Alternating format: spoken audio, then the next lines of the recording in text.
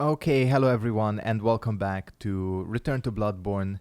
Here we are back in the fishing hamlet. I know it's been a few days since I uploaded an episode of Bloodborne. It's just I've been doing some other stuff. I've been working on an MKX video as well as doing some Final Fantasy X too. However, if I remember correctly, coming up right here, as I said in the previous episode, is probably one of the most difficult sections. Is this even it? Wait, hold on a second. I seem to remember this being it, because there's one of those... Yeah, this is it. So there's one of those curse shooting things, and some genius decided that putting one of these guys here is a good idea. This is pretty much, I think, single-handedly the most difficult enemy in the game. Non-boss enemy, for sure. These fuckers with the anchors, they have the most ridiculous hitbox. I've talked about these guys in the previous episode, right? They have the most ridiculous hitbox. Huge wind up on all of their attacks. As you can see, they deal a shit ton of damage. And they have that slide attack he did at the start, which, if that hits you, it's goodbye. You're dead. So this attack, and it tracks too. Like, this type of attack shouldn't track. I don't know who thought this would be a good idea to have an enemy like this. Luckily, you only have to fight this one, so...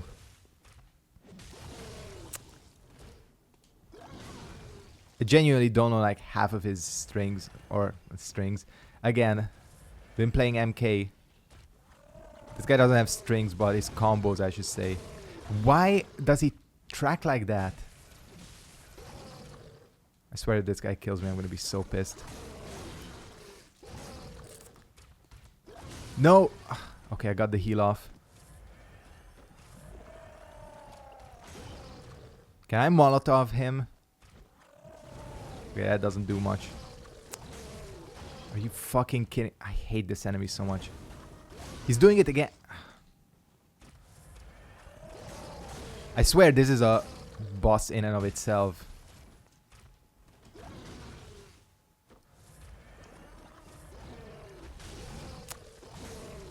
I can't dodge that attack.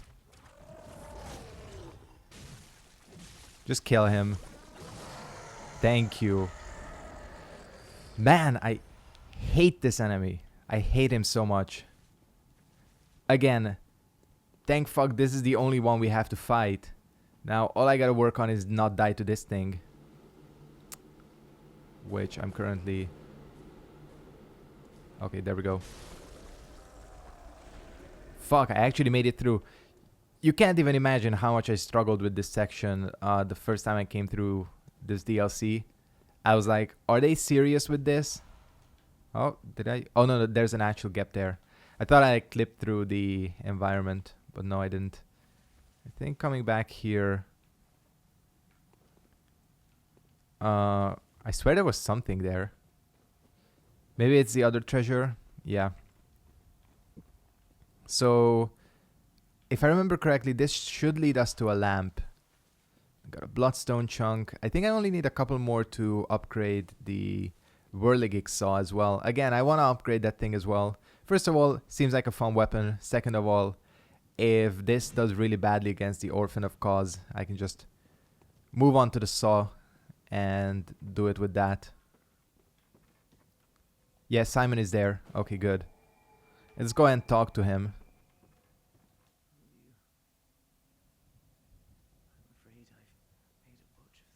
They never really explain what actually happens to him.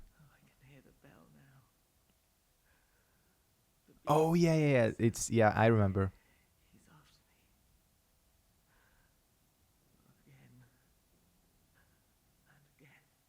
Man, this actually looks pretty cool, this set.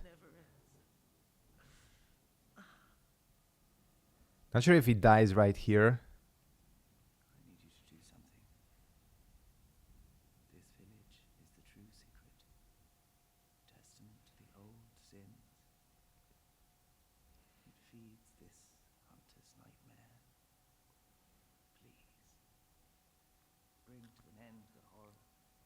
So he confirms as well.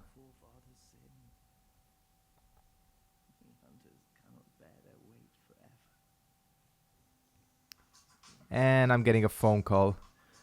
Alright, hold on a second. Okay, so before I was interrupted, just wanted to say that of course Simon dies. And when he dies, he drops the underground cell inner chamber key. The innermost chamber of the underground cell holds a lone madman. He wears a beast hide and rings a bell that emits no sound. Unending death awaits those who can hear the soundless bell. We'll get to that later, but what we also get is Simon's bowblade, choice weapon of Simon, one of the first healing church hunters. Simon despised firearms, and so the church workshop had this specially fashioned to his liking. I can't read today. The large curved blade serves as a bow when transformed, but aside from a few close friends, Simon was scoffed at for his choice of arms, for who would dare face the beasts with a measly bow? This thing is pretty cool. I've never used it because it's a dex weapon, and it's one of those weapons that, you know, like, you get these things so late, like certain weapons, that, you know, it's like you can only at max use it on New Game Plus. So, you know, not something I would typically use, but I think it's a cool weapon. It uses quicksilver bullets to fire arrows, so yeah, it's not, I think it's decent, not the best. Oh, I also gotta, first of all, rearrange my gems here. The thing I need to do is re-equip the Gatling gun. Kind of skipped out on this mainly because of Maria, but I think we're back in business. I'm not going to be parrying the Orphan of Cause anyways, so it doesn't really matter. And I don't think this is even enough to level up for me. It's not. Alright, we might as well spend the echoes on something useful. Let's get 10 of these and 10 quicksilver bullets, because I'm running low on these as well because of, well, Maria. With all the excessive parrying that I've been doing. Oh shit, I keep going to the wrong grave every single time. But what I was trying to say about the key that we got is this goes to that NPC I briefly talked to back in the fake healing church. Or, well, it's not the second healing church in the Nightmare. And that guy, I have no idea what his name is, but basically if you release him, he kind of works like the Forlorn does in Dark Souls 2, or Navlan as well, Royal Sorcerer Navlan. You know, in that he continually invades you, and he's actually pretty tough if I remember correctly. I did release him on my first playthrough, and it was not pleasant. But you do get his weapon and his set. Brador, that's his name, Brador, yeah. You do get his weapon and his set if you do release him. These are all shortcuts. Hold on a second. Where do we actually need to go from here? Hold on, let me just like get my bearings straight. Oh, is it this way? Hold on. Am I already lost? No. We have to go back out the other way. I think, at least. I hope. Yeah, this is where. Yeah, okay, we're back on track. So as he said in his cutscene as well, or in his kind of like death monologue, Simon knows that this is the source of the nightmare. Like, this part of the nightmare is the origin. And I guess the other parts were kind of tacked on later on. Everything in this nightmare technically is related to the sins of the healing church. Like, you had, you know, the healing church and German and Maria fucking up this village of people, as well as dissecting that great one. Then you had the healing church's experiments with the people. Then you had what happened to Ludwig and how he was cursed as well. Was that the bell? It did. No, there are bell ringing enemies here. Oh no, there he is. Wait, he invades on his own? Shit, I thought you had to release him. Anyways, this is Brador. This motherfucker is... First of all, that I think he used a lead elixir. Yeah, that's what the lead elixir does. Which... kind of a bastard item, I think. Just have to wait for it to run out. He's using the blood letter, which is another one of the DLC weapons. And I just dodged off. And I have no idea where I am. Shit. Not even sure if... You could at least follow me, Brador. Oh well, we sort of inadvertently just avoided him. And I really don't want to deal with these guys. What? Oh, shit. Yeah, there are spellcasters here as well. What was I talking about? Oh yeah, so Brador is basically like, you know, Navlan or the Forlorn. He just keeps invading. And lore-wise, I think he was tasked with hunting down, I think, heretics of the church, or just people in general. And that is kind of his deal. He just invades until you can, like, no longer take it, and you just give out. But there, by the way, something I didn't mention, is the corpse of Cause, who was the great one that the healing church found. Well, technically, the members of the fishing village found it and started praying to it, and it gave them powers. That's why the village's inhabitants are not exactly human, because they've basically been praying to the Great One. And I still don't know what that item is, but there is an item that talks about how the Great Ones are sympathetic in spirit. And I'm really getting fucked by... Yeah, so he's basically tasked with guarding this nightmare. I'm getting my ass kicked by him. So yeah, the Great Ones are sympathetic in spirit, which also explains why a curse was laid upon those who basically screwed up the village, who are the hunters. But as Simon said, it's kind of an interesting concept, you know, of... We don't exactly know how long has passed since the time of Gurman. It's never really explained. But we know, and I think EMB talked about it in his Bloodborne lore run as well. Like, even the time between Gurman and... It's not the best time to talk about this while fighting this motherfucker. Even the time between Gurman and Ludwig is a lot. And Ludwig existed hundreds of years ago. So it's highly likely that the time of, you know, Gurman and Maria is... Oh, I have the Gatling gun. Is, if not thousands of years, at least like 600 to 800 years before I just got... Yeah.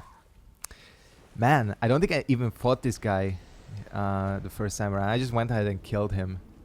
I think that's what gets rid of him. I'll fight him this once, and then I'll go back and kill him. Otherwise, you want to leave him alive if you want to get his set, because I think that's how he drops his set, if I remember correctly.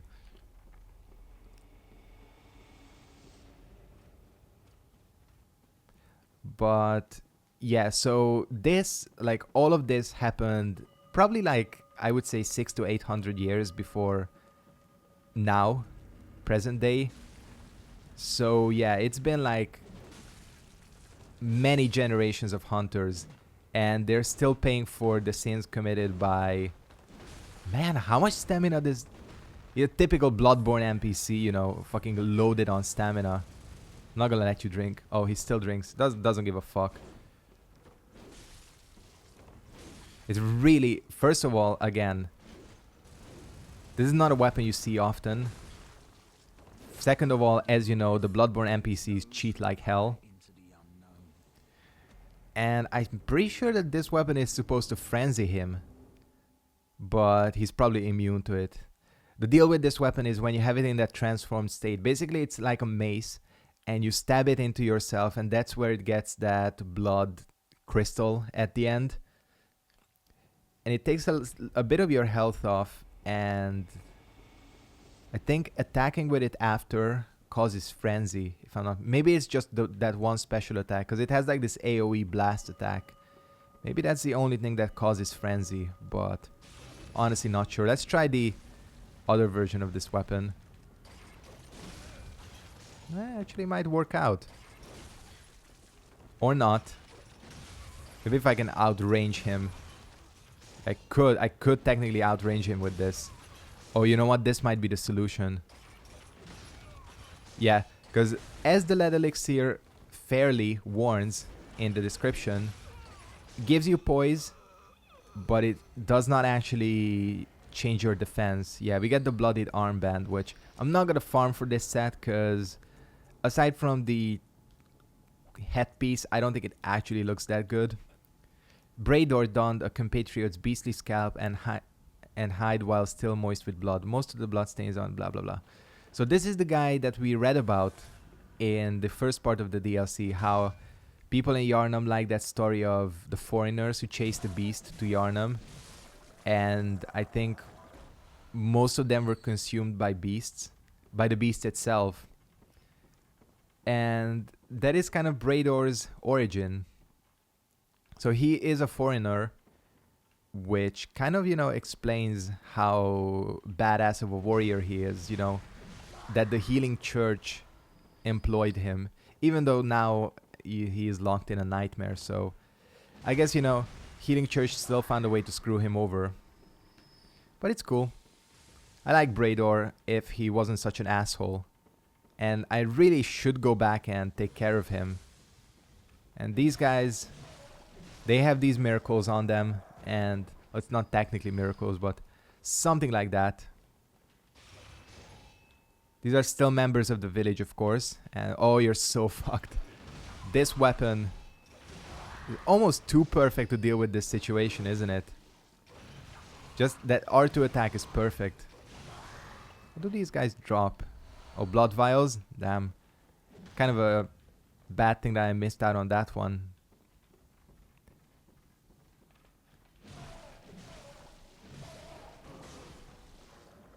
How long have... Okay, we're still good on time, even with the phone call edit and everything.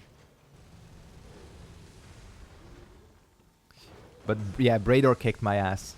And he doesn't always invade on like a narrow walkway, so I'm not sure if I'll be able to abuse that strategy in the future.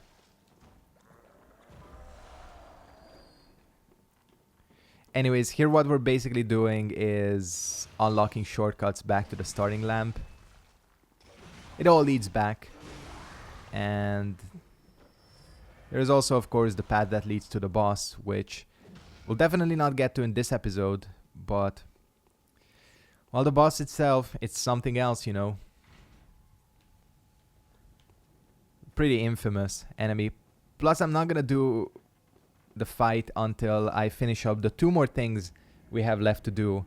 And that is kill Ebrietas and kill Lawrence the First Wicker. I'm gonna definitely try and do these before the Orphan of Cause. I would say that quote-unquote the Orphan of Cause in some ways is going to be the final boss of this playthrough, even though we still have Murgo's Wet Nurse.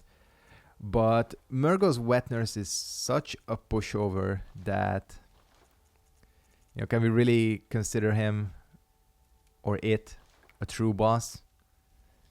According to the game, yes, but, I would say that the Orphan of Cause is going to be the final boss because he's really difficult. Why did I come back here? Oh, yeah. Because I want to take care of Braidor, because he's pissing me off. We want to go to the underground corpse pile. And if we're here, I guess we might as well go and see Lawrence, right? Why not?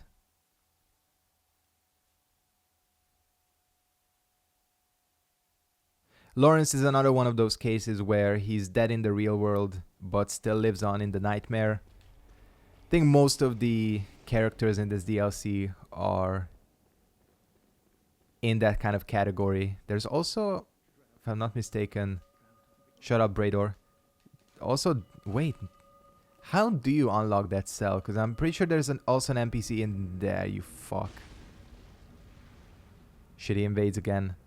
I kind of forgot about this. Where's... Oh, no, you fucking transformation attack. Really useful on some weapons. This is not one of those weapons.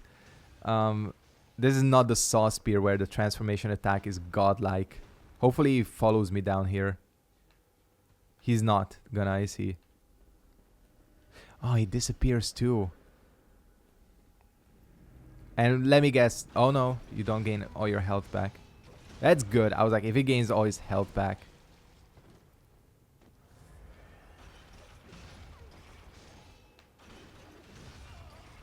There we go.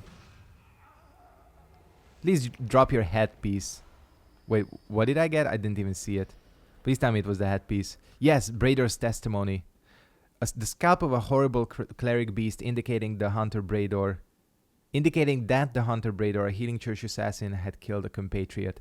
Afterward, he wore his ally's own scalp and hid himself away deep below in a cell. The church provided him with a single soundless bell of death to ensure their secrets would be kept. I do like Brador's testimony a lot. This looks pretty good, even though it doesn't match at all with what I have. It probably looks really good if you're using the Beast Claws or something like that. Yeah. I at least wanted that, and I think the drops are guaranteed. So I'm happy I got that. Again, I'm not sure how random that is. And here we have the man himself.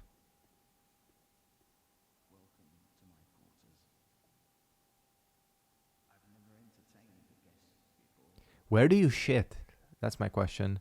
Well, this is a dream, so he probably doesn't need to.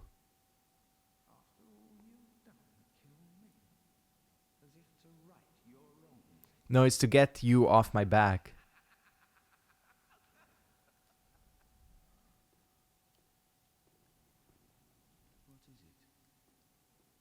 I don't know what happens if you don't kill him. Don't worry, I don't need you to beg.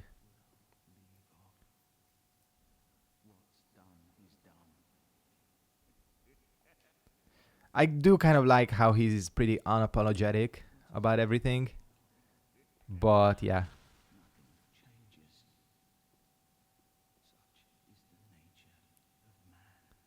He's such an annoyance, unfortunately, that it's better this way. And we, of course, get the blood letter. Pretty unique weapon. What do I... Oh, it needs blood tinge? Interesting. A demented hunter weapon brandished by Brador, the healing church assassin. The blood letter assumes its true and terrifying form after it draws upon blood from the inner reaches of one's body and soul. This is the only effective means of expelling tainted blood, or so Brador, isolated in his cell, continued to believe. Yeah, again, cool weapon. It's just not... First of all, it's blood tinge related. And it can deal some incredible amounts of damage.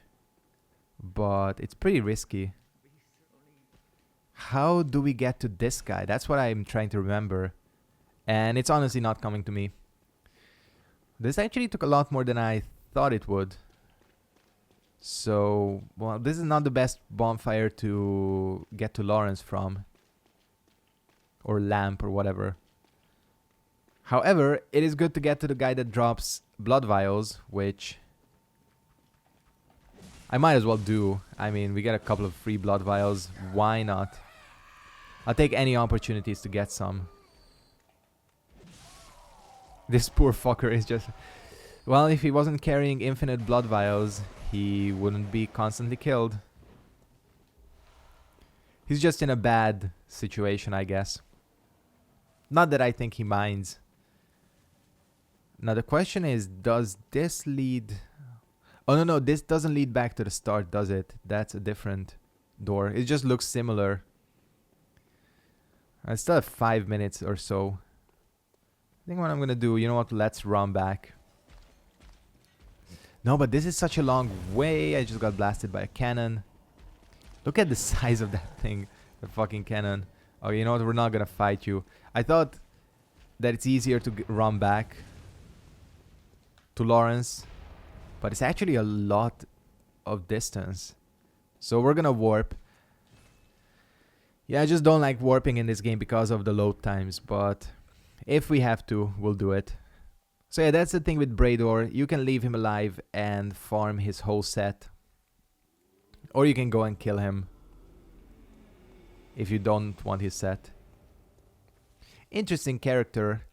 I do like that they added, I guess now every Souls game has like a Novlan / Forlorn / Brador type character.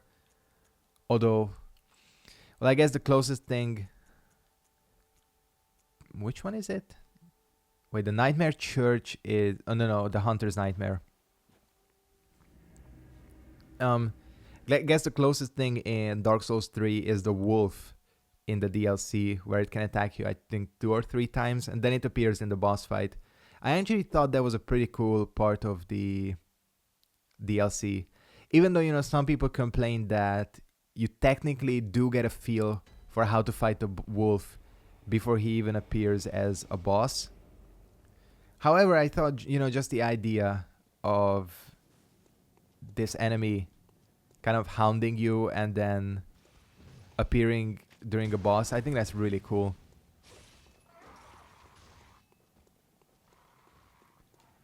Now, this, I don't even expect to be able to kill Lawrence.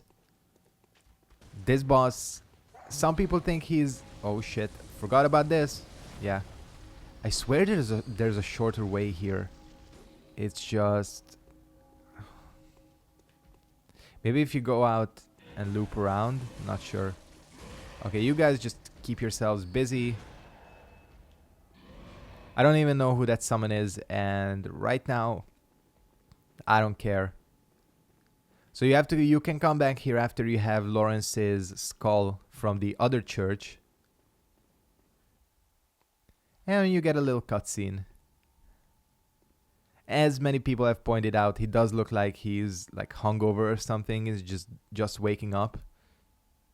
He doesn't even know where the fuck he is. But it's interesting, you know, this is where his skull is in the real world. So, you know, it might be something like there are some remnants of him in his skull. You know, because you do access his memories by touching his skull. So maybe that same essence is what allows him to exist. He even clutches his head like he's hungover. Maybe that same essence exists in this nightmare as well, as a cleric beast. Because, you know, if you look at Lawrence's skull, he does not look like a cleric beast. So it could be that, you know, he was put down by his own church. And yeah, this is Lawrence the First Wicker. He's a fire cleric beast. Fucking hell. Well, not even a single point of damage. Fucking flawless victory. He does have that attack, right? Yeah. Honestly, I did not find this guy nearly as difficult as the Orphan of Cause. Annoying for sure, especially in the second phase, but definitely not nearly as difficult. But Lawrence will be a story for another time, because I think I've run out of time for this episode. Yeah, it might be shorter to get... Where does this lead exactly? Oh no, but here you have to get through those turret emplacements. There are annoying traps in either direction, so... Yeah, I guess this is the way to get to him. Still the best way. For now, I'm going to go ahead and wrap up this episode here. Want to thank you guys very much for watching, even though I did not technically get a lot done. What can you do? Well, I guess we made some progress in the fishing hamlet and talked about some lore. For now, I'm going to end it here. I want to thank you guys very much for watching. Hope you enjoyed this episode of Bloodborne, and goodbye.